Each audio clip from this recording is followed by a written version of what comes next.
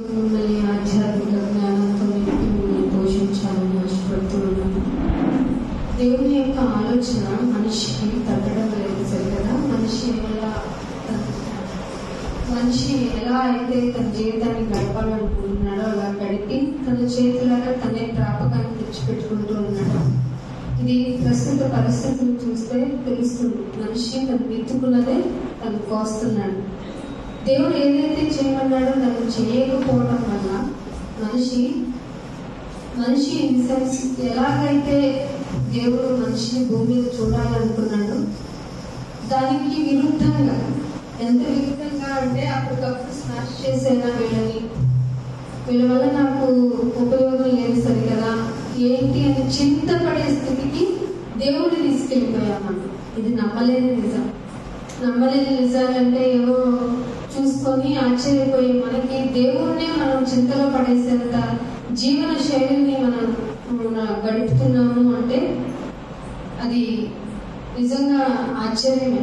ఎందుకంటే ప్రతి సెకండ్ ఆయన లేకుండా మన జీవితం సాగుతుందా? ఊపిరి. అపోస్తుల కార్యం 17వ అధ్యాయం చూడండి. అపోస్తుల కార్యం 17వ అధ్యాయం 25వ వచనం చూడండి. ఆయన అందరికీ జీవమును అండర్లైన్ చేసుకోండి. అది ఆ మాట అందరికీ ఏమిస్తున్నాడంటే జీవమును. అసలు జీవం ఎవరైనా ఇవ్వగలరా? మీకు ఈ మాట చదవటం అలవాటు అయిపోయి జీవం దేని వల్ల వస్తుంది? ఆక్సిజన్, అంతే కదా. జీవుడు పోయాడు అంటాడు కదా. ఎవరైనా చనిపోతే జీవుడు పోయాడు. అసలు బ్రతికున్నప్పుడు ఆ జీవుడు గురించి అస్సలు మనం మాట్లాడుకోము, అస్సలు ఆలోచించము. మనలో ఎక్కడ లేని దౌర్బల్యం కలిగి ఉన్న బ్రతుకుతాం. అంటే దేవుడిని కనీసం లెక్క చేయని జీవితం. కానీ ఇక్కడ ఏమంటున్నాడంటే దేవుడు అందరికీ జీవమును, ఊపిరిని, సమస్తమును దయచేసేవాడు. నువ్వనుకుంటా నేను పనికి వెళ్తే అన్ని వస్తాయి, అన్ని క్యాపబిలిటీగా అన్ని సర్దుకుంటే పనికి వెళ్తే అంటావు. కానీ ప్రతి విషయం నీకు ఏం కావాలో తెలుసుకునే వాటిల్లో ప్రయారిటీ కలిగినవి జీవము, ఊపిరి. ఈ జీవం ఎక్కడ స్టార్ట్ అయింది అంటే సైన్స్ ఇప్పటికీ చెప్పట్లా. ఈ ఊపిరి ఆగిపోతే మనిషి ఎందుకు పోతున్నాడు అనేది ఎవరికి తెలియట్లా. ఎందుకంటే దయచేసిన వాడికి ఇవి తెలుస్తాయి. జీవమును, ఊపిరిని దయచేయవాడు కనుక తనకు ఏమైనా కొదువుందిరా బాబు అనుకొని చెత్తపడతాడా? నాకు ఏమైనా కొదువై ఉందన్నట్టు మనుష్యుల చేతితో సేవింపబడేవాడు కాదు. ఇది ఎవరు చెప్పలేదా మీకు? మనుషులతో సేవింపబడాలని నాకేంటో కొదువుగా ఉంది, అందుకే మనుషులు నేను ప్రిపేర్ చేసుకున్నానని చెప్పాడా? అస్సలు కాదట. పైగా యావత్ భూమి మీద కాపురం ఉండటకు ఆయన ఒకరి నుండి ప్రతి జాతి మనుషులు, ఒక మనిషి నుండి ప్రతి జాతి మనుషులు. కామన్ గా మన హిందూ దేశంలో ఉన్నాం కాబట్టి తల నుండి ఒకళ్ళు, భుజాల నుంచి ఒకళ్ళు, తొడల నుండి ఒకళ్ళు, పాదాల నుండి ఒకళ్ళు. పాదాల నుండి పుట్టిన వాళ్ళు శృతులే కదా. వాళ్ళు అన్టచబుల్ పీపుల్ అంటారు. పాదాలే దేవుడు పాదాలే అన్టచబుల్ అయితే దేవుడు అన్టచబుల్ కదా మరి, అంతే కదా. కానీ అలాంటి క్లారిటీ లేని తీసేసి చెప్తున్నారు కాబట్టి దైవ గ్రంథం అయితేనే మంచి మాటలు చెప్తుంది. ఒక మనుషుల నుండి ప్రతి జాతి మనుషులను సృజించి సేవించబడటానికి కాదు, నాకేదో కొదువు ఉందని మనిషిని చేయలేదు.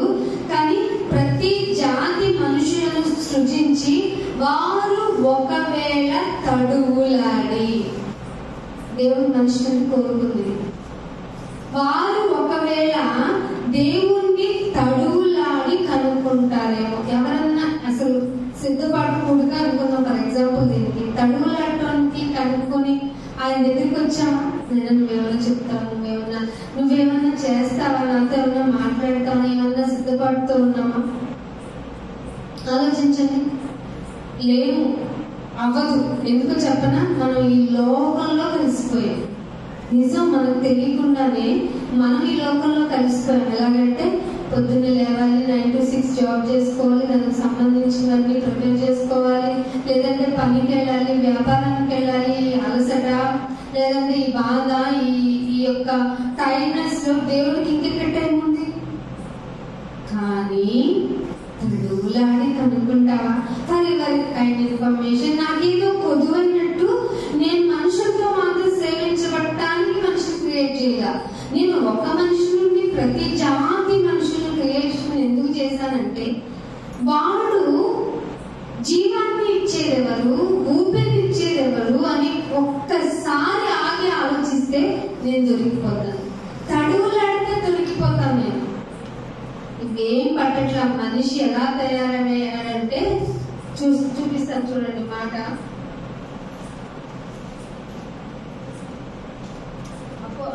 ఇర్మియా గ్రంథము 4వ అధ్యాయము, ఇర్మియా గ్రంథము 4వ అధ్యాయము 22వ వచనం చూడండి.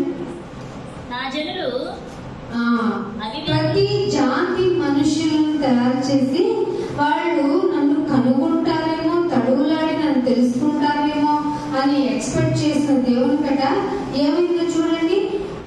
నా జనులు అవివేకులు, నన్ను ఎరగరు. ఎవరు చెప్తున్నారండి? బైబిల్లోని మాట ఇది. అవివేకులై నన్ను ఎరగటం లేదు, వారు మూఢులైన పిల్లలు, వారికి తెలివి లేదు, ఎరగలేదు, అవివేకులు. వీళ్ళకి ఏం అర్థమవుతుంది దేవుని జ్ఞానం? అసలు అవివేకులు ఉన్న వాళ్ళకి ఎవరికైనా అర్థమవుతుందా? మూఢత్వం కలిగిన వాళ్ళకి ఏమన్నా అర్థమవుతుందా? పైగా అంటున్నాడు, కీడు చేయుటకు వారికి తెలుసు. కీడు చేయుట తెలుసు, కీడే చేస్తారు. దేవుడు ఏం చెప్పాడు? అబద్ధం ఆడొద్దు అన్నాడా లేదు? అసలు అన్నిటికంటే ముందు పదార్థంలో మొదటి ఆజ్ఞ చెప్పండి. ఆకాశం అందే గాని, భూమి మీదే గాని, భూమి క్రిందే గాని నేను తప్ప ఉండకూడదు కదా. కానీ మనుషులు ఏమో వాళ్ళని అంటూ ఉంటాం, మనం అన్ని వాళ్ళు ఇది పెట్టుకున్నారండి, ఈ ఐడియాలు పెట్టుకుని చేసుకున్నారు, అలా చేసుకున్నారు, ఇలా అసలు మీరు చేసుకున్న ఫుడ్ మేము టచ్ కూడా చేయమంటాం. ఇక్కడికి వచ్చి మీకు కొలసీలు రాసిన పత్రిక చదివితే 3వ అధ్యాయంలో విగ్రహారాధన ధనాపేక్ష ఉంది బైబిల్లో.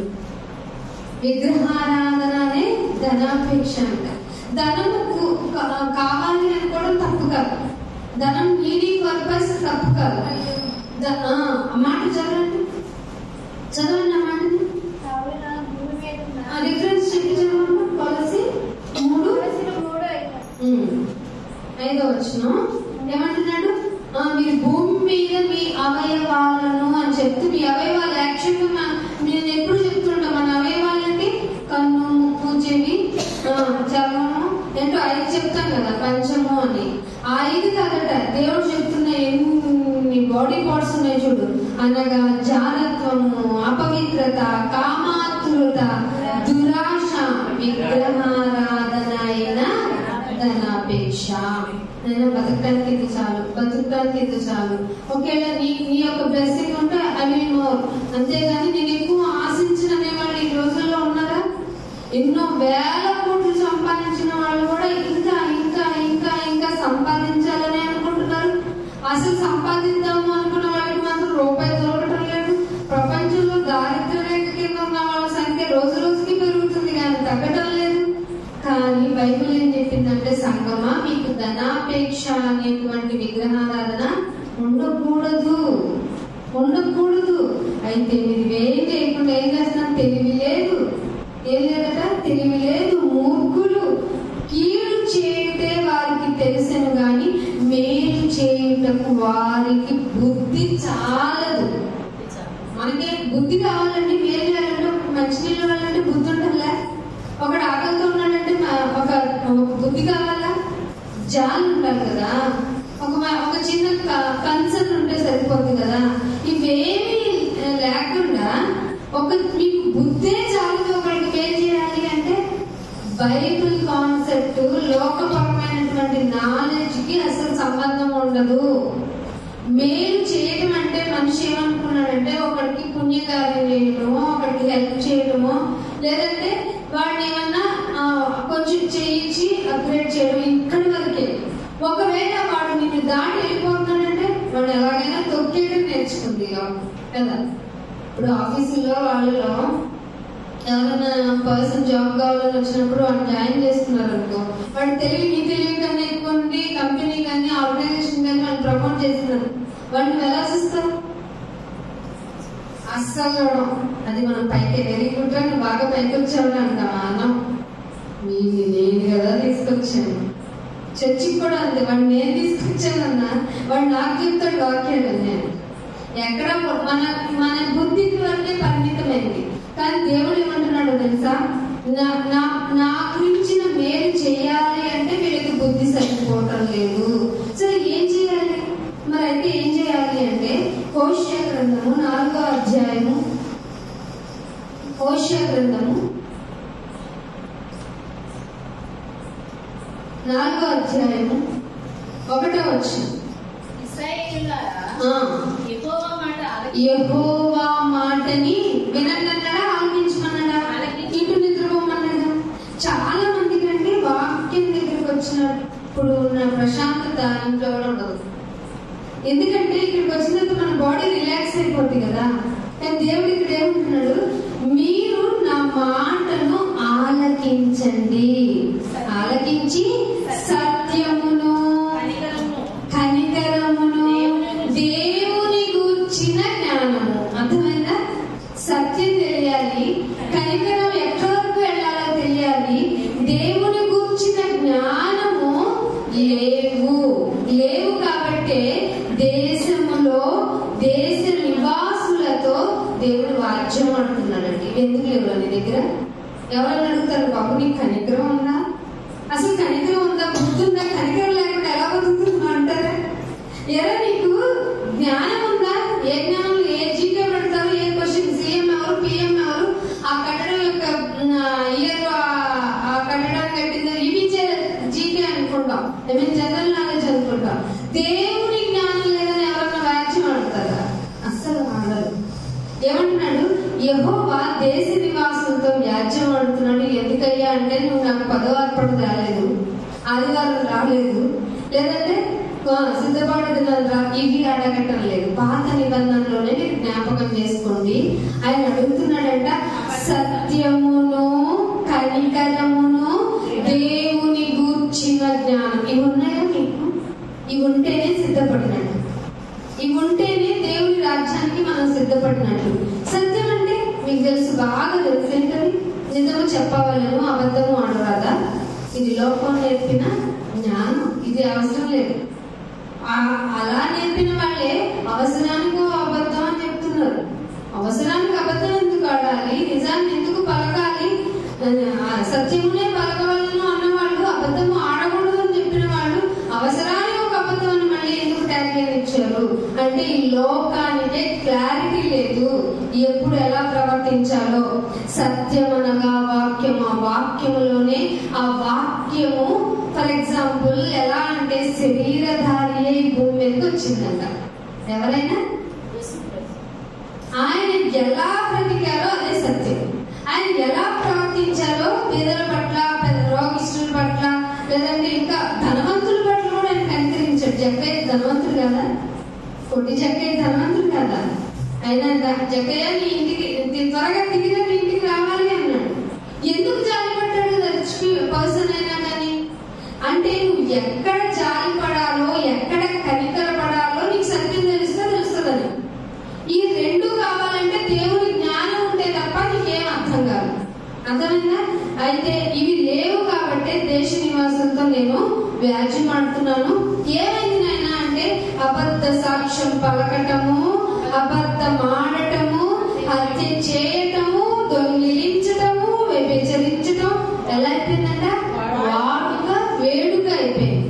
ఈ రోజు మీరు వార్తాపత్రికల్లో గాని ఏమైనా న్యూస్లో గాని చూస్తే ఒక హత్య జరగని సందర్భం గాని, ఒక ఆత్మహత్య జరగని సందర్భం గాని, ఒక దొంగతనం జరగండి గాని, ఒక వ్యభిచారం జరగండి గాని ఏదైనా వార్త ఉందా? ఈ రోజు ఇంత బాగా డెవలప్ అయిపోయారు మీరు, ఇంత బాగా మనకి ప్రపంచంలో ఈ అధిపతుల ద్వారా, ఈ అధికారుల ద్వారా మనకి మంచి మేలు జరిగింది లాంటివి అక్కడో త్వరగా అడగగా కనిపిస్తుంది. దేవుడు ఏమంటున్నాడంటే అబద్ధ సాక్ష్యం పలకకూడదు, అసలు అబద్ధమే ఆడకూడదు, హత్య చేయకూడదు, దొంగిలించకూడదు, వ్యభిచరించకూడదు. జనులు కన్నాలు కూడా వేసేస్తున్నారు, మానకుండా నాకు హత్యలు చేస్తున్నారు. కనికరం లేకపోవడం వల్ల, ఇంకా ఏం లేకపోవడం వల్ల, పై మాటలో కనికరం లేకపోవడం వల్ల, సత్యం లేకపోవడం వల్ల, దేవుని జ్ఞానం లేకపోవడం వల్ల, ప్రపంచం ఎదుర్కొంటున్న సమస్యలు. ఈ మూడు అంత ఇంపార్టెంట్, ఖచ్చితంగా ఇంపార్టెంట్. ఆ మూడు లేకపోవడం వల్ల మనిషిలో తెలియకుండా వచ్చిన డిసీజ్ చూడండి. అబద్ధం అంత డేంజరా? ఖచ్చితంగా డేంజరే. మరి ఇంకేమంటున్నాడు? హత్య చేయడం ఈజీగా చేసేస్తున్నాడు. అరే నాలాంటి మనిషి, నాలాంటి వ్యక్తే, నేను వీళ్ళు కొడితే ఎంత దెబ్బ తగులుతుందో వాడు నన్ను కొట్టిన అంతే దెబ్బ తగులుతుంది కదా. అందుకే దేవుడు ఏం చెప్పాడు? నిన్ను వల్లే నీ పొరుగు వాడిని ప్రేమించమన్నాడు కదా. అందుకే కావాలి సత్యం, అర్థమవుతుందా? అందుకే వాక్యం కావాలి మనిషికి. ఆ మనిషి వాక్యం నేర్చుకుంటే ఖచ్చితంగా కరుణ కలిగిన గుణాన్ని అడ్వాన్స్ గా పొందుతాడు. అందుకే వ్యభిచరించడం కూడా లేకుండా కన్నాలు వేయడం నేర్చుకున్నారంట, మానక నరహత్యల్ని చేస్తున్నారంట. అందుకే దేశం కాదు, ప్రపంచం మొత్తం ప్రలాపిస్తుందా లేదా? యుద్ధాలు జరిగితే చిన్న పిల్లలకి ఫుడ్ లేకపోతే ఎవరన్నా బాధపడుతున్నారా? బాధపడాల. ప్రపంచంలో అన్ని చోట్ల రేట్లు ఎందుకు పెరుగుతున్నాయంటే అక్కడ యుద్ధం జరగడం వల్ల అంటున్నారు. మరి ఎందుకు ఇలాంటివన్నిటిని మనం పక్కకు నెట్టేసి కనికరంతో బ్రతికితే మన జీవితం అంత ప్రశాంతంగా ఉంటుందిగా. మనిషి జ్ఞానంతో తన నడవడి గొప్పది అనుకుంటూ బ్రతికేస్తున్నాడు కాబట్టి మీ లోకం ఇలా ఉంది. ఏవైతే మనం ఇప్పుడు చదువుకున్నామో అన్ని వ్యాధులతో నిండి ఉంది దేశం. కాబట్టి దేశానికి ఏం కావాలి? దేవుని సత్యమే కావాలి, దేవుని కనికరమే కావాలి, దేవుని జ్ఞానమే కావాలి. ఇవి ఉంటేనే మనిషి బాగుపడగలడు. అందుకనే ఇంకొక మాట చూపిస్తాను చూడండి. దినవృత్తాంతాల గ్రంథము, దానికి ముందు ఇర్మియా గ్రంథము 29వ అధ్యాయము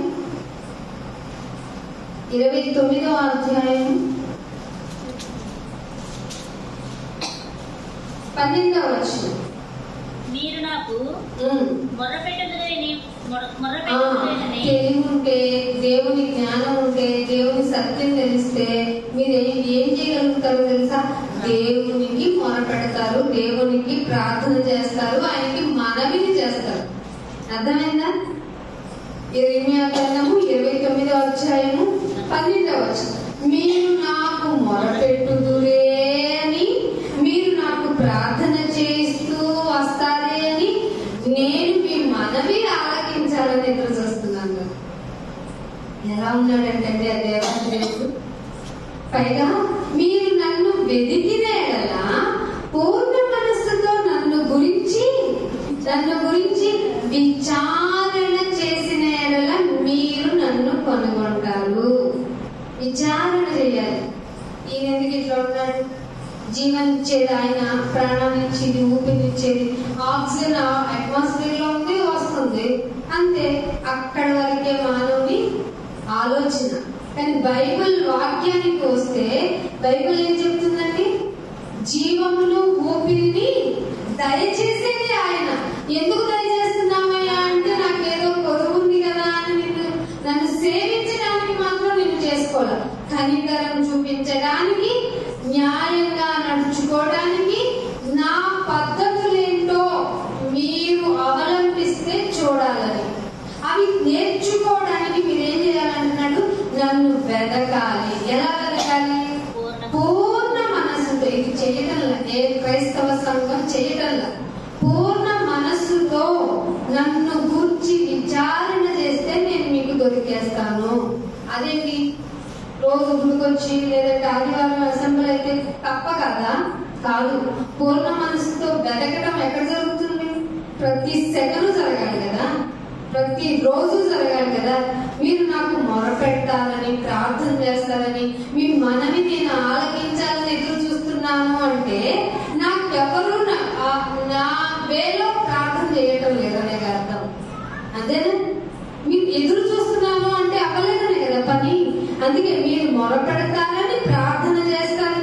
మీరు అనుకుంటారు నేను చేసేది ప్రార్థన కానీ మేము మాట్లాడేది కాదని నేను చెప్పి ఇప్పుడు నిరూపిస్తే నిజంగా మీకు రియలైజ్ అవ్వాలి. ఏం చేయమంటే మీరు ఏం చేస్తున్నారో, ఏం చేయొద్దంటే ఏం చేస్తున్నారో ఆయన మీకు చెబితే నిజంగా మీకు దేవుని జ్ఞానం కనుక మీకు మనసులో కనుక ఆయన అనుగ్రహిస్తే రియలైజేషన్ కంపల్సరీగా అవుతుంది. అందుకనే విలాప వాక్యాలు 3వ అధ్యాయము, విలాప వాక్యములు 3వ అధ్యాయము 40వ వచనం చూడండి. 3వ అధ్యాయము 40వ వచనం. విలాప వాక్యములు 3వ అధ్యాయం 40వ వచనం. మన మార్గములను పరిశోధించి తెలుసుకొని, ఏంటంటే అనేది మన మార్గము పరిశోధించి మనము తెలుసుకొని, నేను ఏ వేళ వెళ్తున్నానైనా నువ్వు అన్ని ఇచ్చేవాడివి, సమస్తమును దయచేయగలవాడివి అని తెలుసుకున్న నీకు ఆయన వైపు తిరగాల్సిన నీవు ఏం చేస్తున్నావట? పరిశోధిస్తున్నావా? నువ్వే అన్ని ఇస్తావు. నాకు లోటు ఉందంటే అది ఇచ్చేవాడివి నువ్వే, ఆ లోటు నీకు ఉండని అంటే అది చేసేవాడివి కూడా నువ్వే అని మంచి విశ్వాసము కలిగిన జీవితం ఉందా? అసలు అలాంటి మార్గం ఉందా? నీ విశ్వాసము నిన్ను ఎక్కడి వరకు తీసుకెళ్లి ఆపేస్తుంది. యోబు గారికి ఎక్కడి వరకు తీసుకెళ్లి ఆపిందండి? సమస్తము అయినా పర్వాలా, నాకు నా దేవుడు చాలు, అక్కడ వరకు తీసుకెళ్ళి. నీకు ఎక్కడి వరకు తీసుకెళ్ళింది? చిన్న రోగం వస్తే చాలు, చిన్న ఆర్థిక ఇబ్బంది వస్తే చాలు, చిన్న శరీర బలహీనత వస్తే చాలు, మనలో ఎక్కడ లేని వైరాగ్యం వచ్చేస్తుంది, మనలో ఎక్కడ లేని బాధ వచ్చేస్తుంది. మన భక్తి ఒక రోజుకి పరిమితం చేసుకున్నాం. ఆదివారం తప్ప మనలో భక్తి పూనుకోదు, ఆదివారం తప్ప మనలో భక్తి వెలుగులా పారదు. దేవుడు ఏమంటున్నాడంటే మన మార్గములను పరిశోధించి తెలుసుకొని ఆయన తట్టు తిరుగుదాం. మనం చేసుకోవాల్సింది ఏంటంటే సిద్ధపడుతున్నలో మన మార్గాలు ఏమిటో మనకు తెలియాలి. ఎక్కడి వరకు నీ నిజాయితీ ఉంది, ఎక్కడి వరకు నీ కనికరం ఉంది, ఎక్కడి వరకు నీ ప్రేమ వెళ్తోంది, ఎక్కడి వరకు నీ సహోదరుడి కోసం నీ సాక్రిఫై ఉంది, ఇవన్నీ అడుగుతాడు. ఆయన ఖచ్చితంగా అడుగుతాడు. కానీ మనమేమంటు 41లో అంటున్నాడు, ఆకాశమందున్న దేవుని తట్టు మన హృదయమును మన చేతులను ఎత్తాలి. ఎప్పుడు మనము ఆయన మార్గములను పరిశోధించుకొని, మన మార్గాలను పరిశోధించుకొని మనలో యథార్థత ఉందన్న కాన్ఫిడెన్స్ వచ్చిన తర్వాత మన హృదయంతో పాటు మన చేతులు కూడా ఆయన వైపు తిప్పాలి. ఇలా అందుకే చేతులెత్తి ప్రార్థన చేద్దాం అంటే ఎంత సిద్ధపాటు ఉండాలి మనసులో, ఎలా ప్రిపేర్ అవ్వాలి. చేతులు ఎత్తడం అంటే నేను నిర్దోషిని, ఐఎమ్ సరెండర్. హ్యాండ్స్ అప్ అని ఎందుకంటారు పోలీసులు? ఇక నువ్వేం చేయమని హ్యాండ్స్ అప్, చేతులు ఎత్తినప్పుడు నేను ఎత్తకలేదనుకో ఏం చేస్తారు? షూట్ చేసేయచ్చు. సరెండర్ అవ్వకపోతే షూట్ చేసేయచ్చు. సరెండర్ అవుతున్నామన్న దానికి సింబలే చేతులు ఎత్తటం. ఎప్పుడన్నా ఎత్తామా? హృదయములో చేతులు ఎత్తామా? బయటకు అక్కర్లేదులేండి. ఇప్పుడు బాగా ఫ్యాషన్స్ షోస్ అయిపోయినాయి, ప్రేయర్స్ కానీ, సాంగ్స్ కానీ, ఈవెన్ ప్రీచింగ్ కానీ అన్ని. అసలు సిద్ధపడే విధానం ఎందుకు సిద్ధపడాలి చెప్పండి? టైం ఇన్ఫర్మేషన్ ఎందుకు సిద్ధపడాలి? ఆదివారం కోసం. ఈ ఆదివారం వస్తుంది, ఇంకో ఆదివారం వస్తుంది, నెక్స్ట్ ఆదివారం వస్తుంది. కానీ సిద్ధపడవలసింది నాయనా ఇదిగో ఇంకొక వారం వచ్చేస్తుంది, ఇంకొక వారం వచ్చేస్తుంది. నీ రాకడుండిందా, నా పోకడుండిందా? ఇది సిద్ధపాటు అంటే. అమ్మా అసలే నిద్ర పట్టట్లేదు, తెల్లవారులు ప్రార్థన చేసుకుందాం, తెల్లవారులు దేవుని మాటలు వింటూ ఉందాం, నాకు ఇబ్బందిగా ఉంది, దేవుడు నా మనసులో ఆలోచనిస్తున్నాడు, నువ్వు పోతావో నేను పోతావు అని ఒక జాబ్ మొత్తం ఆయన ప్రార్థన పెట్టారు అనుకో, మనం తెల్లవారు స్కిప్ చేసేస్తాం. ఇది ఉపవాసమా? ఎందుకంటే శరీరాన్ని జయించలేం కదా. అసలు అలా చేయమని దేవుడు ఏం చెప్పలేదు. హృదయపూర్వకంగా మనసులో సిద్ధపడాలి. కన్యకలు ఉన్నారు కదా, సిద్ధపడిన కన్యకలు, నూనె లేని కన్యకలు, నూనె తెచ్చుకోని కన్యకలు ఉన్నారు కదా. వాళ్ళు వచ్చారు ఇంటికి, వీళ్ళు వచ్చారు. ఫిజికల్ గా యాక్టివిటీ ఎవరన్నా చూపించారా? నూనె తెచ్చుకో తెచ్చుకోవాలి అని. అందరితో పాటు అందరూ వచ్చారు, కానీ సిద్ధపడే ఆ విధానంలో మాత్రం తేడా వచ్చింది. అర్థమైందా? సిద్ధపడే విధానం వెరీ వెరీ ఇంపార్టెంట్. నువ్వు ఎలా వస్తున్నావు ఇంపార్టెంట్, ఆ వచ్చినప్పుడు ఏం వింటున్నావు ఇంపార్టెంట్, ఆ వింటున్న విధానాన్ని నీ క్రియారూపకంగా ఎలా ఇంప్లిమెంట్ చేస్తున్నావు అనేది ఇంపార్టెంట్. తద్వారా నీ లైఫ్ లో స్ట్రగుల్స్ వచ్చినా నీ ఫెయిత్ లో ఏం తేడా రాకపోవడమే నీ సిద్ధపడు. అర్థమైందా? సిద్ధపడంటే ఎలా బ్రతుకుతున్నారో తెలియదు, ఏం చేస్తున్నామో తెలియదు, ఎలా వచ్చి ఆయన వర్షిపించేయాలో తెలియకుండా కనీసం ఆయన గురించి ఆలోచన లేని జీవితాలు సంఘాల్లో ఉన్నాయి అంటే మనం ఎలా బ్రతకగలం, ఎలా రాజ్యాన్ని స్వతంత్రించుకోగలం? అందుకనే ఇంకొక మాట చూపిస్తాను. అదే ఇర్మియా గ్రంథము 4వ అధ్యాయము. ఇర్మియా గ్రంథము 4వ అధ్యాయము 1వ వచనం చూడండి. ఇదే యెహోవా వాక్కు, ఇశ్రాయేలు, నీవు తిరిగి రానుద్దేశించిన ఎడల నా యొద్దకే రావాలి. నేను వచ్చేస్తున్నాను, లోక పరిస్థితులు నిజంగానే బాగాలేదు, నువ్వు అన్నట్టు ఇంకా చదువుకున్నాం కదా మన హోషేయ గ్రంథంలో. అలా ఘోరమైన పరిస్థితుల్లోనే నాకు వచ్చేస్తున్నానంటే తిరిగి రావాలన్న ఉద్దేశం ఉన్నా కూడా నా దగ్గరికే రావాలి. నీవు ఇటు అటు తిరగడం మానే. ఫస్ట్ దైవజనులు చెప్తున్న మాట ప్రకారం విశ్వాసులైన మీరు మనస్సులో ఏం ఉంచుకోవాలి తెలుసా? మీ మనస్సులు ఇటు అటు తిరగనీయకండి. నైనా డబ్బు లేదని చింతపడకండి, డబ్బు ఉంది అని గర్వించకండి. మీరు ధనవంతులైతే మిమ్మల్ని మీరు దేవుని కొరకు ఆ యొక్క ధనాన్ని వినియోగించుకోండి. మీకు ధనము లేకపోతే మీరున్న ఈ దీన స్థితిని బట్టి ఆయనకి వర్షిపింగ్ చేయండి అనేది బైబుల్. కుదిరితే రేపు చూపిస్తాను రిఫరెన్స్. నీవు ఇటు అటు తిరుగుట మాని నీ హేయ క్రియలను నా సన్నిధిలో తొలగించాలి. ఎందుకు రావాలో తెలుసా? సిద్ధపడుతున్నానికి మన హేయ క్రియలు. నేను చెప్తాను నా హేయ క్రియలు నువ్వు చెప్పగలవా? కానీ దేవుడు చెప్పుకోవచ్చు. అవి తొలగించుకోవడానికి ఆయన సన్నిధికి రావాలి. వస్తే నేను ఆ హేయ క్రియలన్నింటినీ తొలగించుకొని ఉంటేనే రేపు నేను పళ్ళలో అనుకురాలి. అర్థమవుతుందా? నీవు ఇటు అటు తిరుగుట మాని నీ హేయ క్రియలు నా సన్నిధి నుండి తొలగించి మరి ఏం పెట్టుకోవాలన్నా? హేయ క్రియలన్నీ తీసేసి సత్యమును బట్టి, న్యాయమును బట్టి, నీతిని బట్టి నడుచుకోవాలి. చాలా ఇక్కడ దాని తర్వాత చాలా పాఠం ఉంది. ఏమేం కావాలట? సత్యం ఉండాలి, న్యాయం ఉండాలి, నీతి ఉండాలి. ఈ 3 సిద్ధపరచుకొని వెళ్ళాలి. నీ యొక్క ఇటు అటు తిరిగే ఆ టెంపరీ మైండ్ సెట్ ని తీసేసి ఎక్కడికి వచ్చేసి నువ్వు అటు ఇటు తిరగటం మానేసి నీ హేయ క్రియలన్నిటినీ నా సన్నిధిలో తొలగించేసి సత్యముతో, నీతితో, ఇంకా న్యాయముగా. సత్యం అంటే వాక్యం అని మీకు తెలుసు. వాక్యానికి నువ్వు ఇచ్చే ప్రయారిటీ ఏంటి? అసలు రోజు దేవుడు నీతో మాట్లాడటానికి ఇచ్చిన అవకాశమే ఈ 66 పుస్తకాలు కదా. ఈ 66 పుస్తకాల్లో నువ్వు అనుగుణంగా చదువుకునేది ఉందా? ఎందుకంటే ప్రతి దినము మీరు ధ్యానించుకోమన్నాడు. ప్రతిదినం ఆయన వాక్యం చదవకపోతే ఆయన కొన్ని రోజులు నీకు పూర్తిగా అర్థం కాదు. ఇంకా నీకు ఆ న్యాయం ఏం అర్థమవుతుంది? ఒకసారి ఆ న్యాయం గురించి మాట్లాడుతున్న ఒక సందర్భం. ఒక యజమానుడు కూలి వాళ్ళకి పనికి పిలిచాడట. పొద్దు నుంచి పని చేస్తున్నాడట ఒక కూలివాడు. లాస్ట్ ఇంకా 1 hour ఉండనక కొంతమంది వచ్చారంట. వాళ్ళకి పని పురమాయించిన తర్వాత డబ్బులు ఇచ్చేటప్పుడు అందరికి ఈక్వల్ గా ఇచ్చాడు. అది ఆయన న్యాయం. ఇది ఫస్ట్ చాలా అర్థం కాలేదు. నీకు ఎలా అర్థమైందో తెలియదు కానీ నాన్న ఏంటి ఇంత పార్షియాలిటీ? వాళ్ళు పొద్దున్న నుంచి కష్టపడ్డారు నాన్న, నువ్వేంటి ఇప్పుడే వచ్చిన 1 hour వాళ్ళకు కూడా కలిపి సమానం చేసావు?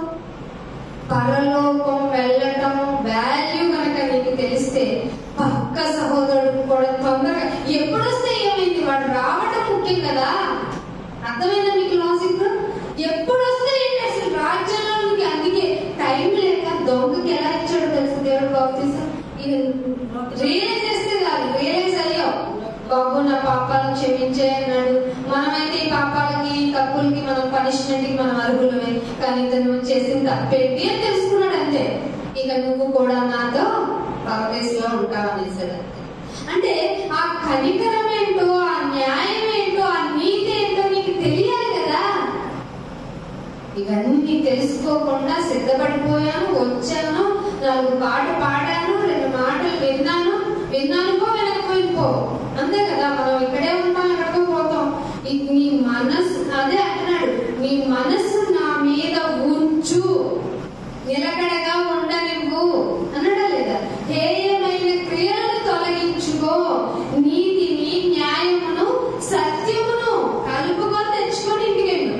అప్పుడు చూడు నీ ఇంట్లో ఎలా ఉంటుందో, అప్పుడు చూడు నీ మాట ఎలా ఉంటుందో, అప్పుడు చూడు నీ రాష్ట్రం ఎలా ఉంటుందో, నీ దేశం ఎలా ఉంటుందో, నీ ప్రపంచం ఎలా ఉంటుందో.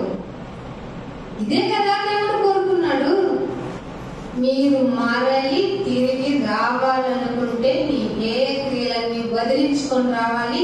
నా నీతి, నా న్యాయము, నా సత్యమును బట్టి నీ జీవితాన్ని గడపాలి. ఇంకొక మాట హోషేయ గ్రంథము 12వ అధ్యాయం, హోషేయ గ్రంథము 12వ అధ్యాయం 6వ వచనం. కాబట్టి నీవు నీ దేవుని తట్టు తిరగవలెను. ఎవరు చచ్చట? నీవు నీ దేవుని తట్టు తిరగవలెను. కనికరమును, మళ్ళీ ఇక్కడ చూడండి, కనికరమును న్యాయమును అనుసరించుచు ఎడతెగక. ఏమంటే ఆదివారం ఉందండి, చెప్పండి, మీరు న్యాయం చెప్పండి. అసలు ఆదివారం ఒక్క రోజునే ఉందా, శనివారం ఒక్క రోజునే ఉందా? ఎడతెగక. వర్షాలు ఎట్లా పడ్డాయి? ఎవరన్నా గ్యాప్ ఇచ్చినాయా? మన పనులు ఏమన్నా ఆగినాయా? ఎడతెగక అంటే అసలు నువ్వు సెకండ్ కూడా ఆయన స్మరించుకోవడంలో, ఆయన్ని ప్రార్థించుకోవడంలో, ఆయన్ని యాచించడంలో గ్యాప్ ఇవ్వకూడదు. అంతగా మేలు అనుభవిస్తున్నాం మనం. ఊపిరి, జీవము ఫస్ట్ ఆఫ్ ఆల్ కదండి, తర్వాత ఆహారము, వస్త్రము, తర్వాత మన అన్ని నీడ్స్ ఎన్ని ఇస్తున్నాడండి. ఇంకా అందరూ పోతున్నాం. మరణము చుట్టూ విలయ తాండవం, ప్రళయ తాండవం చేసిన మనల్ని టచ్ చేయలేకపోయింది. ఇది ఎంత బ్లెస్సింగ్ అండి. ఏమంటున్నాడు ఇక్కడ? నీవు నా తట్టు తిరగాలి. ఇది ఆజ్ఞ. తిరిగాను కదా, పేరుకు మాత్రమే ఫిజికల్ గా, ఒక ఐడియల్ గా తిరిగావు. నా తట్టు తిరగటం అంటే ఏంటో తెలుసా? కనికరము న్యాయము అనుసరించడం. ఆ కనికరము న్యాయమును అనుసరించుచు ఎడతెగక నీ ఎడతెగక నీ దేవుని యొక్క నమ్మిక ఉంచు. అంటే ఎక్కడో చోట వచ్చి దేవుడు ఇలా చేస్తాడా అని అపనమ్మకం కలిగించేవాడు ఉన్నాడా లేదా? ఖచ్చితంగా ఉంటాడు. అందుకే దాని బైబిల్ చెప్పిన సులువుగా చిక్కులు పెట్టేవి. దాని లక్షణం అది. సులువుగా చిక్కులు పెట్టేస్తుంది. వాడు అంత అయిపోయింది, ఇంకా ఎండ్ ఆఫ్ ది డే మన రెస్టింగ్ లోకి వెళ్ళగా ఇద్దరు వైఫ్ అండ్ హస్బెండ్ మధ్య ఆర్గ్యుమెంట్ వచ్చేస్తుంది చిన్న మాటతో. అది చాలా అసమాధానానికి రేపు పొద్దులో బలలో చేసి వేయకుండా ఉండడానికి. అసలే ఒక పక్క సహోదరుడితో నీకు వార్లింగ్ ఉంటే కనుక ఇమీడియట్ గా నాకు అర్పించాల్సిన అర్పణ తీసేసి పక్కన పెట్టి వాడితో వెళ్ళి నువ్వు సమాధానం పడిపో అన్నాడు. అన్నాడా? నువ్వు నాకు అర్పించడం ముఖ్యం కాదా బాబు, నువ్వు వెళ్ళి వాడితో సమాధానం పడటం ముఖ్యం. బైబుల్ నేర్పించిన కనికరం అలాంటిది. ఆయన చెప్పిన న్యాయం అలాంటిది. మనుషులందరూ ఆయన ఎదుటికి వచ్చి తండ్రి నీవే అనే ఆ మాట కోసం ఆయనంట నీ మనవి ఆలకించాలని నేను చూస్తున్నాను రా అన్నాడా లేదా? ఇంకొక మాట చూపిస్తాను. జకర్యా గ్రంథం. ఇది షాక్ అవుతారు మీరు. జకర్యా గ్రంథము అఫ్కోర్స్ చాలా మంది తెలియదు, షాక్ అవ్వాల్సిన అవసరం లేదనుకుంటారు. జకర్యా గ్రంథము 7వ అధ్యాయము 3వ వచనం చూడండి. జకర్యా గ్రంథము, పాత నిబంధన గ్రంథము. దాని విషయమై నా నిర్ణయం అంతటి చొప్పున నీ నివాస స్థలము సర్వనాశనం కాకుండానట్లు 7వ అధ్యాయంలో జకర్యా గ్రంథము 7వ అధ్యాయం 3వ వచనం. యెహోవాను శాంతపరచుటకై మందిరమునొద్దకు. ఎందుకట మందిరం దగ్గరికి ఎందుకు రావాలి? యెహోవాని శాంతపరచాలి. ఆయన బహు కోపిష్టి, ఆయన ప్రతిదినము కోపపడువాడు, ఆయన అగ్ని వంటి వాడు. ఆయనని మనం శాంతిపరచాలి. మిడిల్ ఆఫ్ ది సబ్జెక్ట్ వచ్చాం. ఆయనని మనం శాంతిపరచాలి. శాంతిపరచాలంటే నెత్తి మీద నీళ్లు పోయాలా, పాలు పోయాలా, లేకపోతే పూలాభిషేకం చేయాలా? మాట వినాలి. మాట విని పైన చెప్తున్నాడు. ఇదే అధ్యాయం, ఇదే జకర్యా గ్రంథం 12వ అధ్యాయంలో మీకు క్లియర్ గా ఉంటుంది. ఇక్కడ చదవటం 12వ అధ్యాయం 10వ వచనం చదవమ్మా అంటున్నా. దావీదు సంతతి వారి మీదను యెరూషలేము నివాసుల మీదను కరుణ నొందించు ఆత్మను అండర్లైన్ చేసుకోండి. కరుణ నొందించు ఆత్మను, విజ్ఞాపన చేయు ఆత్మను నేను పంపగా. ప్రార్థన చేయండి రా అని అడిగేది ఆయన. చేసేలాగా ఆత్మను కుమ్మరించేది ఆయన. అంటే మీకేం నొప్పి కలగజేయదు ఆయన. ఫిజికల్ యాక్టివిటీ, విజ్ఞాపన చేసే మనస్సును, పైగా కరుణ నొందించు ఆత్మను కుమ్మరింపగా వారు ఆయన ఎందుకు ఆయన మీకేంటి ప్రాబ్లం? ఎందుకు ఆత్మను కుమ్మరించాలంటే వారు తాము పొడిచిన నా మీద అండర్లైన్ చేస్తాం. మనందరం ఏం చేస్తామంట? వారు తాము పొడిచిన నా మీద దృష్టి ఉంచి ఒకడు తన ఒక్క కుమారుడు విషయంలో దుఃఖిస్తాడే, అట్లా తన జ్యేష్ఠ పుత్రుడి విషయంలో ఒకడు ప్రలాపిస్తాడే, అట్లా అతని విషయమే దుఃఖించి ప్రలాపిద్దురు. ఎందుకు నాయన? మీరు ఎట్లాగో ఏడవలేదు, మీరు ఎట్లాగో ప్రలాపించలేదు. అందుకే నేను నా మాట విని నా కొరకు నిలబడతాము అని, నా ఆజ్ఞ ప్రకారం నడుచుకుంటాము అని లోకం నుండి ఇక్కడికి వచ్చేసరే, సంఘం అని చెప్పుకుంటున్నారే, వాళ్ళ మీద కనికరించేలాగా ఒక ఆత్మను, ప్రలాపించేలాగా ఆత్మను నేను కుమ్మరిస్తాను. వాళ్ళు ఎలా ఫీల్ అవుతారంటే, ఒకే ఒక్క కొడుకున్నవాడు చనిపోతే ఆ తండ్రి ఎలా బాధపడతాడో, లేదంటే జ్యేష్ఠ పుత్రుడు పెద్ద కుమారుడు చనిపోతే ఎలా ఫీల్ అవుతాడో అంత బాగా ఏడుస్తారు మీ గురించి. అప్పుడైనా మీకు గుర్తొస్తుందేమో. అది దేవుని బాధ. అందుకనే న్యాయాధిపతుల గ్రంథం 20వ అధ్యాయంలో చూడండి, ఒక మాట ఉంటుంది. న్యాయాధిపతుల గ్రంథము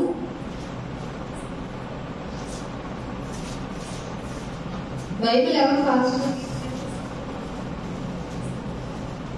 అధ్యాయం 26వ వచనం. 20వ అధ్యాయం 26వ వచనం. వీరందరూ కత్తులు వారు జనులందరూ పోయి బేతేలును ప్రవేశించి ఏడ్చుచు సాయంకాలం అయిపోయిందట. ఏడుస్తూ సాయంకాలం అయిపోయింది. ఎందుకంటే 25వ వచనంలో ఉంటది, 18,000 మంది నేల కూర్చారు. చచ్చిపోతే ఎవరన్నా ఒక్కడు పోతేనే ఆ ఇంట్లో ప్రలాపం ఉండదు కదా. కానీ ఇక్కడ 18,000 మంది నేల పోతే వాళ్ళు సాయంకాలం వరకు యెహోవా సన్నిధిని కూర్చుండుచు ఉపవాసములను, దహన బలులను, సమాధాన బలులను. ఎందుకని ఉపవాసం దాటుకున్నారు? సంహరించబడ్డారు గనుక. Underline this word. సంహరించబడ్డారు గనుక 18,000 మంది సంహరించబడ్డారు గనుక వీళ్ళంతా ఏం చేశారంట? ఆయన తట్టు పొద్దున మొదలుకొని సాయంకాలం వరకు దేవుని సన్నిధిలో కూర్చుని ఉపవాసము, దహన బలి, సమాధాన బలి అర్పించుతూ వచ్చారు. ఉపవాసం ఎందుకు చేశారు పాత నిబంధనలో అంటే, చావుని ఎదుర్కొంటున్నారు గనక. ప్రపంచ పరిస్థితి ఎలా ఉందో మీకు ఇందాక చెప్పాను. నరహత్య ఏమైంది? వ్యభిచారమా? మీకు చదివారు కదా హోషేయ గ్రంథంలో. ప్రపంచం గురించి, వాళ్ళు చేస్తున్న పనుల గురించి నేను క్వశ్చన్ చేస్తున్నాను అన్నాడు. ఇంకా ఇదే 1వ రాజుల గ్రంథము 8వ అధ్యాయము 47వ వచనం చూడండి. 1వ రాజుల గ్రంథము 8వ అధ్యాయము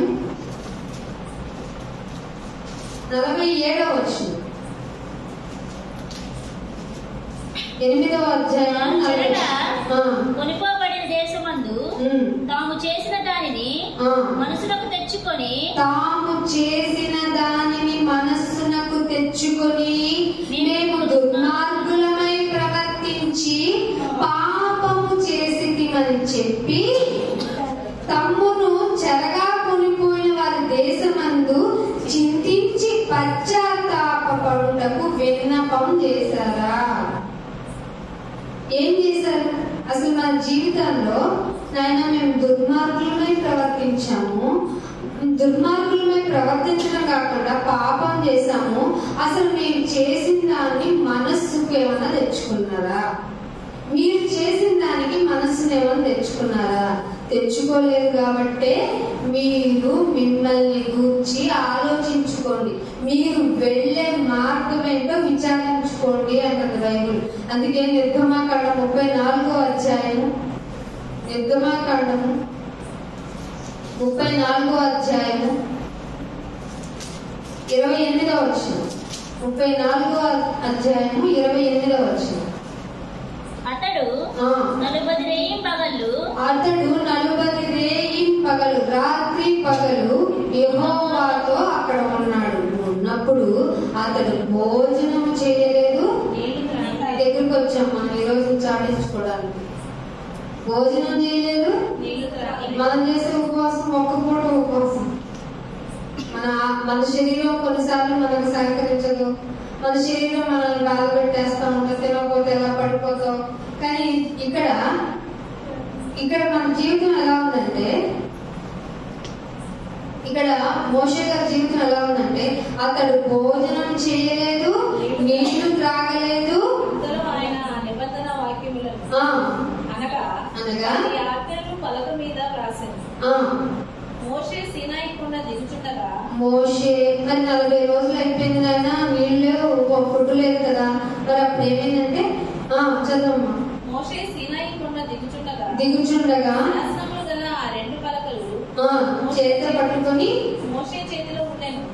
అతడు ఆ కొండ దిగుచుండగా అతడు మాట్లాడుతున్నప్పుడు ముఖ చర్మము ప్రకాశించేదన్న సంగతి కూడా తెలిసి ఇవ్వలేదు. మన ఉపవాసం అంటే మన డల్నెస్ అనేది మనకు ఊరోళ్ళందరికీ తెలుస్తుంది, అవునా కదా? అదే చెప్పడం లేదా? మేము చెప్పలేదు, మేము చేయలేదు అనకండి. మీరు ఎంత కఠిన ఉపవాసం ఉందో దానిలో వేలు చూపించగలడు దేవుడు. ఎందుకంటే మనం అంత కఠిన ఉపవాసం జరుగుతాం. దేవుడు ఏ ఉపవాసం చెప్తాను, మీరు అనుకుంటున్నారు అన్నము పానము అభిమానం ఉపవాసం అనుకుంటున్నారు. కానీ యాకోబు రాసిన పత్రిక 4వ అధ్యాయము, యాకోబు రాసిన పత్రిక 4వ అధ్యాయము 8వ వచనం. దేవుని యొద్దకు రండి. ఏమంటున్నాడు? దేవుని యొద్దకు రండి, అప్పుడు ఆయన మీ యొద్దకు వచ్చును. పాపులారా ఏం చేసుకోవాలట? మన చేతులు ఎందుకైనా శుభ్రం చేసుకోమంటున్నామంటే ఆ చేతులతో చాలా పనులు చేస్తాం. అన్యాయంగా ప్రవర్తించడం, కనికరం లేకుండా ఉండటం, అప్పు ఇవ్వకపోవడం, మన సహోదరులకి వెను చూపించడం, దిక్కుమాల బూతులన్నీ తిట్టడం, అవన్నీ చేయడం అంతే కదా. పాపులారా మీరు చేతులు శుభ్రం చేసుకోండి, విమనస్సుకులారా. దేవుడికి నచ్చండి. 2 మనస్తత్వం ఇటు అటు తిరగకుండా మీ హృదయాలతో నా దగ్గరికి రండి అన్నాడు. ఏంటంటే మీ హృదయ ఆలోచనలు కడుక్కోండి అన్నాడా? విమనస్సుకులారా మీ హృదయాలను సిద్ధపాట్లు చేసుకోవాల్సింది, ఉపవాసం ఉండి చేసుకోవాల్సింది. మా హేయ క్రియలు ఏమన్నా ఉంటే మేము తుడిచేసుకుంటాం, మా పాపాలని కడిగేసుకుంటాం, మా హృదయాన్ని శుద్ధి చేసుకుంటాం. ఇవి చేశాను కాబట్టి నేను పాపాత్ముని కాదు అనుకోవడం కూడా పాపమే. కాబట్టి ఎల్లప్పుడూ నీ రక్తం ద్వారానే, నీ కృప చేతనే రక్షింపబడుతున్నాం. కాబట్టి మాలో నీతి లేదు సరికదా, అధిక నీతిమంతులం అయిపోయి శరీరపరంగా ఎలా ఉపవాసం ఉండి చూపిస్తే బాగుంటుందో అనుకుంటున్నాం. కాబట్టి క్రొత్త నిబంధనకు వచ్చిన తర్వాత మన హీరో గారు ఒక ప్రజెంటేషన్ ఇచ్చేసారు. ఇక్కడ చూడండి, మత్తయి సువార్త 6వ అధ్యాయము, మత్తయి సువార్త 6వ అధ్యాయము 16వ వచనం.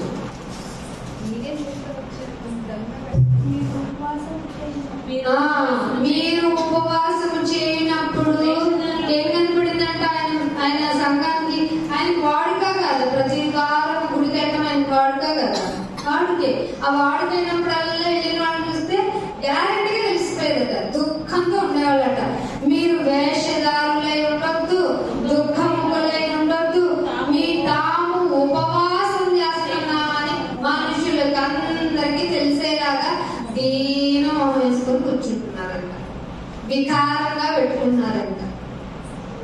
ఇది చేస్తున్నారు చాలా. మేము చేయటం లేదు, మీరు చేయటం లేదు, దీన్ని మీరు చేయకపోతే థ్యాంక్ గాడ్. కానీ వారు తమ ఫలము పొంది ఉన్నారు. మరి ఎలా చేయమంటావు నేను ఉపవాసం? ఎలా చేయమంటావు? వాళ్ళు ఏదో చాటించుకుంటారు, వాళ్ళ ప్రకారం చేయదు. మీరు 17వ వచనం మత్తయి సువార్త 6వ అధ్యాయం, ఎప్పుడు మనకి ఎవరి గ్రీన్ రిఫరెన్స్ ఇది.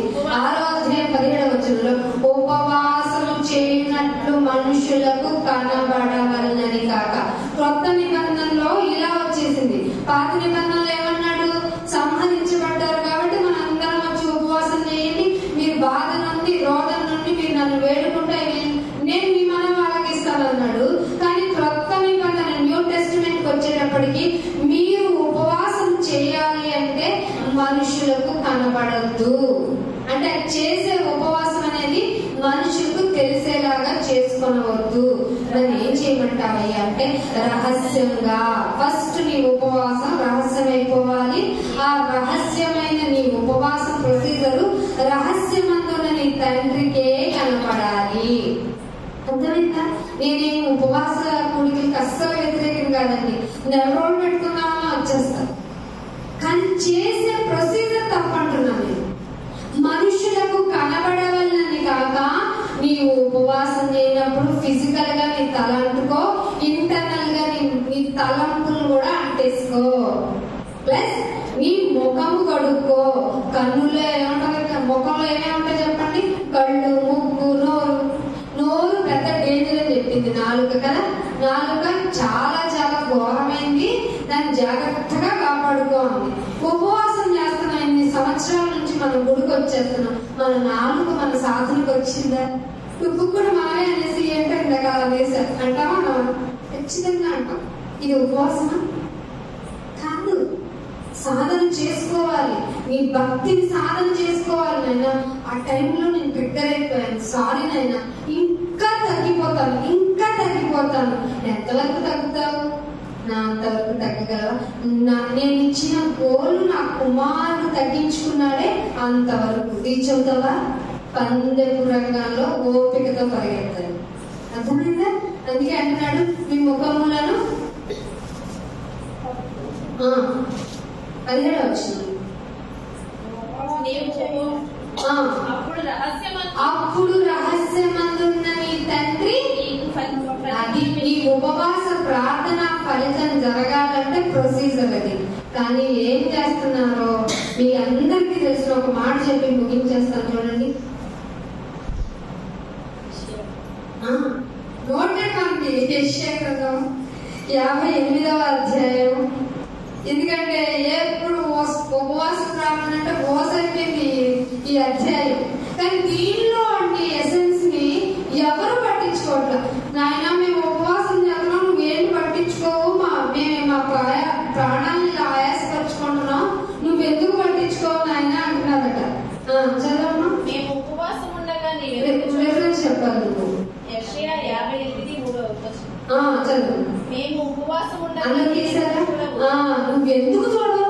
మేము మా అయ్యగారు చెప్పారు ఉపవాసం ఈ రోజు నుండి ఈ రోజు అని చెప్పారు, మేము చాటింగ్ చేసుకున్నాం, ఉండలేదు. నేను అసలే డయాబెటిక్ అనా, క్రానిక్ డిసీజ్ అనా, నేను అసలే మా హస్బెండ్ తో గొడవ ఫుడ్ తినలేదనా, లేదంటే మా ఆవిడ అలిగింది ఫుడ్ ఉండలేదు కాబట్టి మరి చిక్కి చెల్లెమైపోయానో, అలా ఏదో జస్ట్ జ్యూస్ మాత్రమే తాగి దగ్గరకు వస్తే ఏమయ్యా నువ్వు మమ్మల్ని పట్టించుకోవాలి.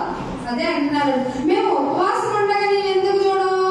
మేము మా ప్రాణాలని ఎంత ఆయాసపడి ఒక పూట ఉంటే నీకు తెలుస్తుంది. 40 దినాలు ఉంటే కష్టపడే 40 దినము రాత్రి ఉపవాసం ఉంటే ఎవరు వచ్చారు చెప్పండి?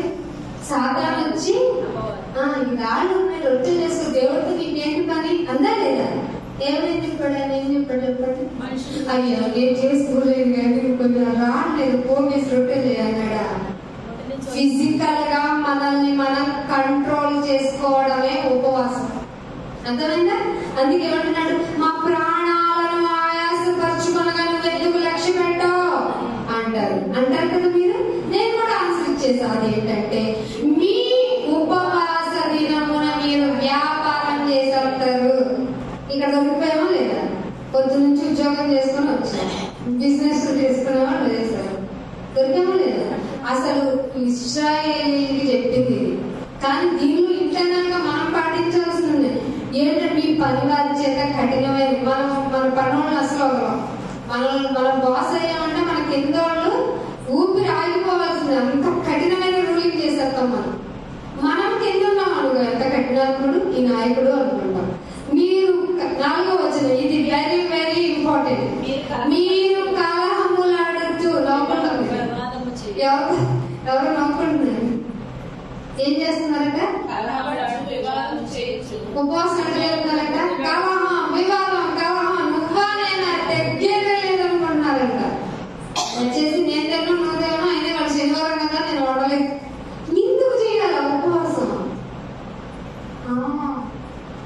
మీరు కలహపడుచు, వివాదము చేయొచ్చు, అన్యాయముగా బుద్ధులాడుచు ఉపవాసం చేస్తున్నారు. అసలు ఎందుకు చేస్తున్నారు మీరు ఉపవాసం? అవసరమా ఈ ఉపవాసం? కలహం ఉండొచ్చా? కనికరం ఉండమంటే కలహం తెచ్చిపెట్టుకున్నారండి. నీతిగా ఉండమంటే అన్యాయంగా బుద్ధులాడుకుంటున్నారండి.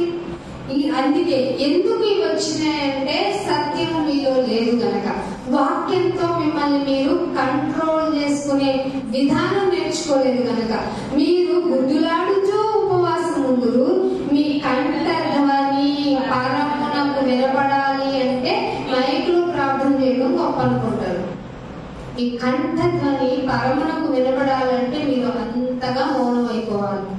అంతేనా కాదా? అది నలగొట్టుకోవాలి. నా బిడ్డ ఇన్ని విషయాల్లో ఎంత లోక్రేట్ అయిపోయాడు, ఎంత సప్రెస్ అయిపోయాడు, అదే నా బిడ్డ అని ఆయన తిరిగి చూడాలి.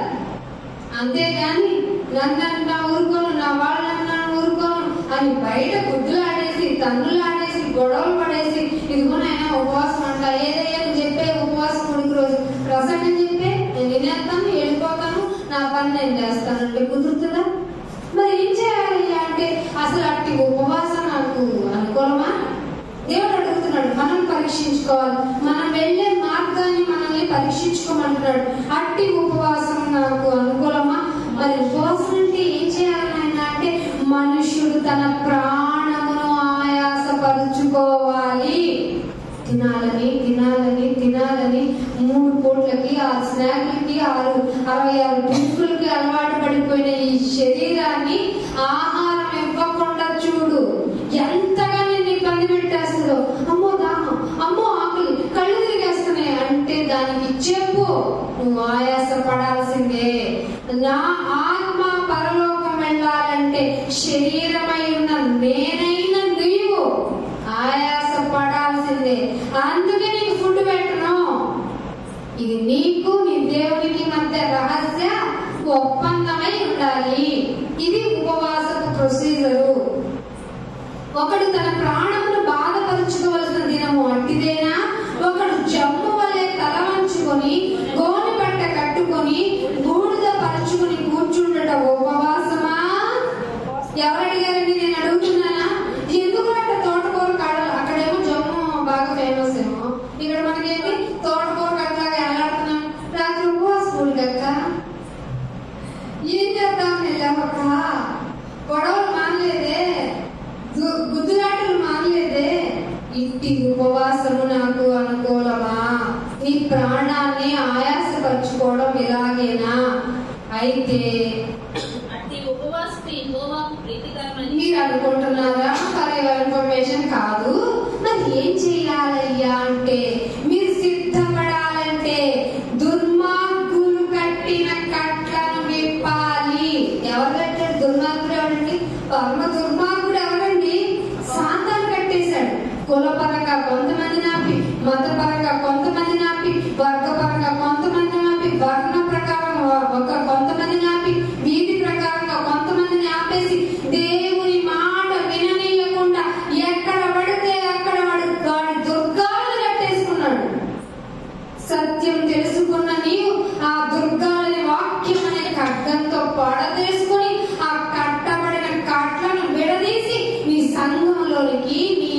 తోటి సహోదరుని చేర్చాలి.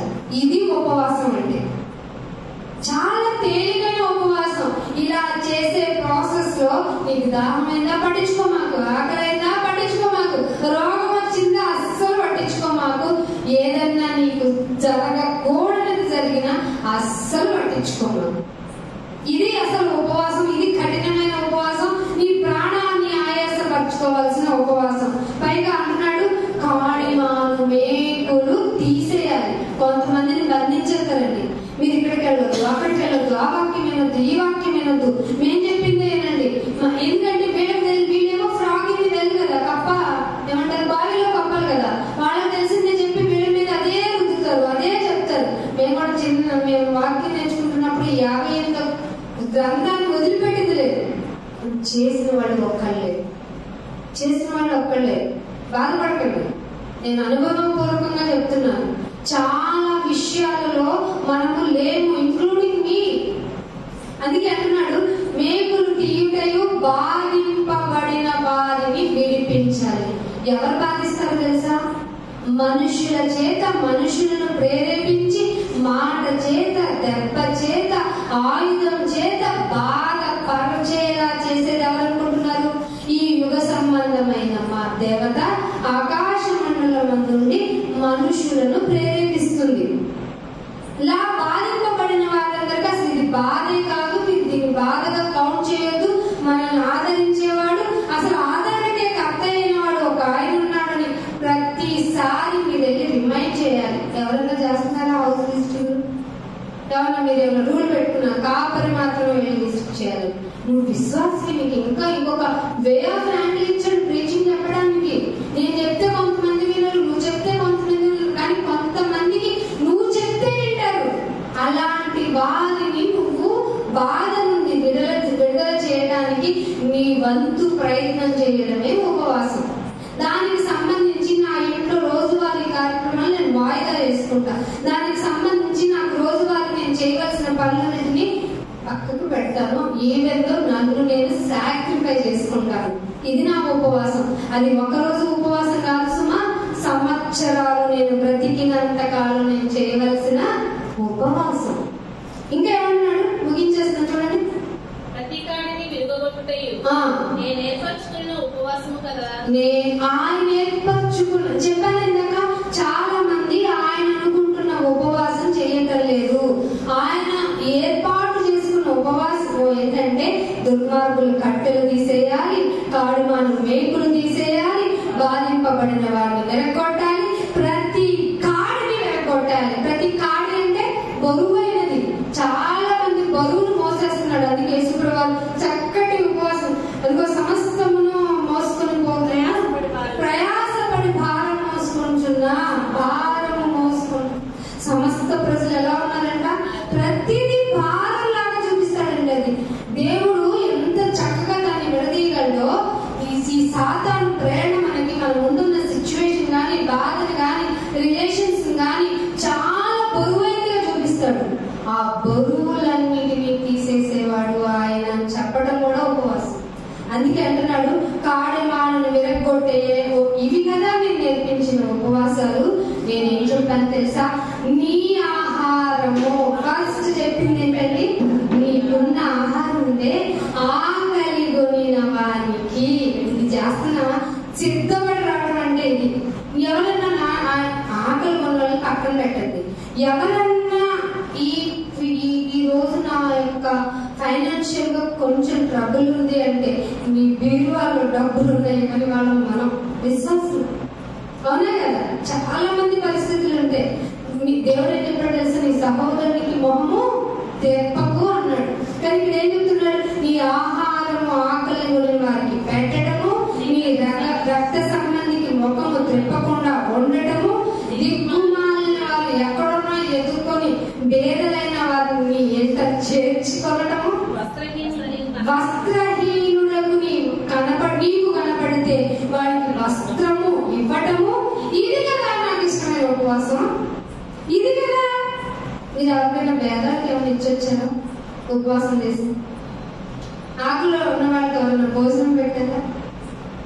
అమ్మాయి వాళ్ళ గ్యాస్ వెలిగించిన బియ్యం మిగిలింది, పప్పు మిగిలింది, ఫుడ్ మిగిలింది, రేపు పొద్దున ఇవన్నీ కవర్ చేసి ఎక్కడ జీరో చేస్తాం? రెస్టారెంట్లో, లేకపోతే నాన్ వెజ్ తెచ్చుకోండి. మీకు ఒక నిజం చెప్పనా, నలగొట్టుకునే ప్రాసెస్ లో మీరు దేవుని కొరకు చేసుకోవాలన్న సాక్రిఫైయింగ్ ఆదివారం బూడిదల కోసం పన్నీరు చేస్తారు. ముందు ఎక్కడికి వెళ్ళిపోతారు? కొట్టుకెళ్ళి తెచ్చిపెట్టి తొందరగా వెళ్తే వాళ్ళు మసాలా తొందరగా వెళ్తే వాళ్ళు బిర్యానీ చేసుకోవాలి. ఆదివారం బిర్యానీ సెలబ్రేషన్స్ ఏంటో నాకు అర్థం కాదు. ఆ రోజు ఏం చేయాలంటే మనం కాడిమాని వేగులు తీసుకురావడం చేయగలమా? అసలు ఉండరు, చెయ్యరు. ఇవి చాలా ఈజీ మెథడ్స్ లాగా ఉంటాయి. మీకు సీరియస్ ఇవి. రేపు వీటన్నిటి గురించి దేవుడు ఎక్కడుతాడు? అఫ్ కోర్స్ తింటే దేవుడు ఏమండు, తినటం వలన ఆయన ఏమి నిన్నేమి అసూయ పడ్డు. నువ్వు తినే విధానాన్ని, నీ సోల్ ఆఫ్ ఎసెన్స్ ని ఆయన తీసుకుంటాడు. నేనేమో ఇలా బాధపడుతున్నాను, మీరేమో మీ ఇష్టమైన ఉపవాసం చేసుకొని నువ్వు మా మగని తినవు అంటున్నావేంటి? నా ఉపవాసం ఏంటో చూసానా చదివానా చాలాసార్లు. గ్రహించడం అంటే అర్థం కాదు.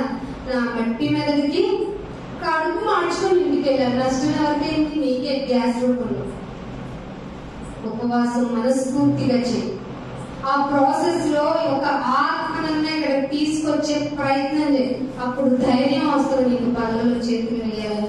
అందుకే ఏప్రిల్ రాసిన పత్రిక ఎజ్రా రాసిన గ్రంథము ఈ మాటతో ముగించేస్తానండి. 8వ అధ్యాయము 21వ వచనం చూడండి. 8వ అధ్యాయము 21వ వచనం. అప్పుడు దేవుని సన్నిధిని మమ్మును మేము దుఃఖపరుచుకుని, అది ఏమిటంట? అప్పుడు దేవుని సన్నిధిలో మమ్మును మేమే దుఃఖపరుచుకుంటున్నాం.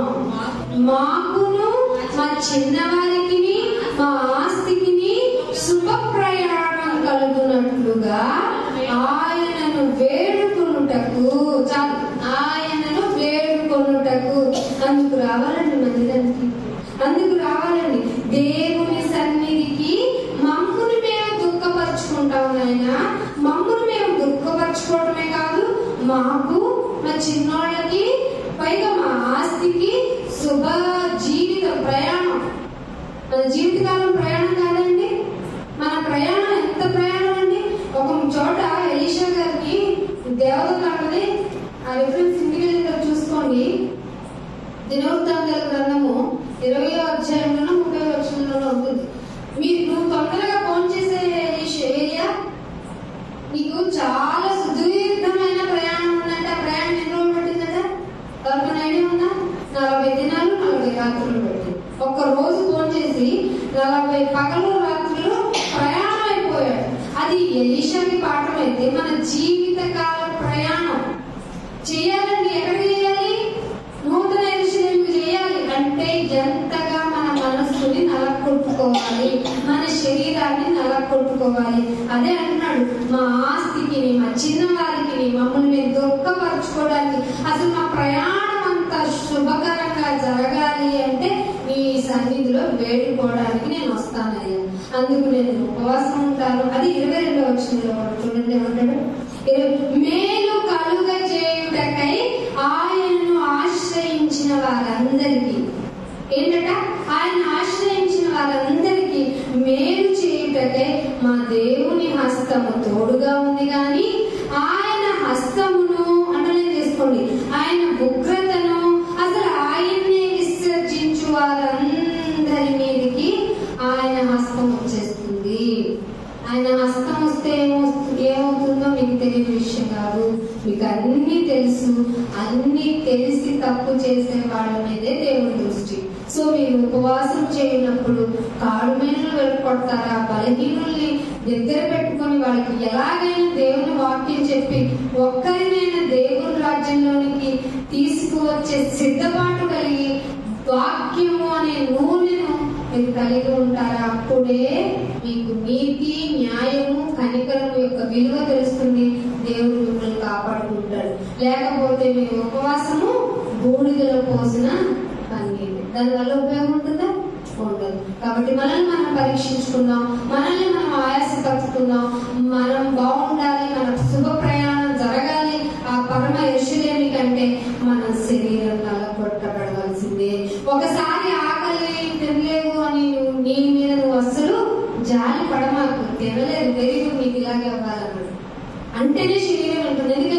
శరీరము నిష్ప్రయోజమైనది. బతికినంతకాలం ఇది పెట్టు అది పెట్టు అనే ఆ శరీరం మాటలు నమ్మొద్దు. మిమ్మల్ని మీరు మోసపుచ్చుకొనవద్దు. మీ ప్రాణానికి మీరే ఉత్తరవాదు. ప్రార్థన చేస్తుంది. తండ్రి, మా జీవితంలో ఎన్నోసార్లు నీ గురించి ఆయన తప్పుగా అనుకున్నాం. ఫుడ్ మానేయమంటాడేంటి దేవుడు అంటే, ఈ దేవుడు ఫుడ్ మానేయమంటాడా అంటే సమాధానం చెప్పలేని స్థితిలో. దానికి కారణం మీ జ్ఞానం, మీ తెలివి, మీ న్యాయం, మీ కనికరం మాకు తెలియకపోయినా తండ్రి, ఎంతో కొంత నేర్చుకుని మా శరీరాన్ని నలగొట్టుకుంటారు. మా ప్రయాణం సుఖవంతంగా సాగాలి అంటే మా శరీరం నలగాల్సింది. కనుక నాయన, మీకు ఇష్టమైన ఉపవాసం చేయడానికి మమ్మల్ని మేము ఆయత్తపరుచుకుంటాం. నాయన, మమ్మల్ని సిద్ధపరచండి. నూనె ఉన్న సిద్ధపడిన కన్యక వల్లనే వచ్చింది నాయన. సిద్ధపడినట్టు నటించి గిన్నెలో నూనె లేకుండా వచ్చిన వారి వల్లే మమ్మల్ని ఉంచండి నాయన. ఆయన నీ సన్నిధికి మమ్మల్ని తీసుకొని వచ్చానంటేనే గొప్ప కృప నాయన. ఆయన మాతో సేవించబడాలని మీకు కోరిక లేదు, మీరు వెతుకుతారేమో అన్న చిన్న ఆశ అని అనేక జాతుల్ని నేను పెట్టాను అంటున్నారు. పెట్టబడిన జాతులు నేను విభజించడంలో, దొంగతనం చేయడంలో, అబద్ధం చెప్పడంలో, ఇంకా ఘోర కృత్యాలతో ఈ లోకం అంతా నాయన మారు మోగిపోతుంది. నీకు బాధ విచారణ ఎక్కువైపోయింది. నీ విచారణ తగ్గించాలి, నిన్ను శాంతింప చేయాలి అంటే మమ్మల్ని మేము నలగొట్టుకోవాలి ప్రభావ. మేము విజ్ఞాపన చేసే పాత్రలుగా మమ్మల్ని నుంచి బలపరచమని యేసుక్రీస్తు వారి పరిశుద్ధమైన నామమున ఈ ప్రార్థన అడిగి వేడుకుంటున్నాం తండ్రి. ఆమేన్.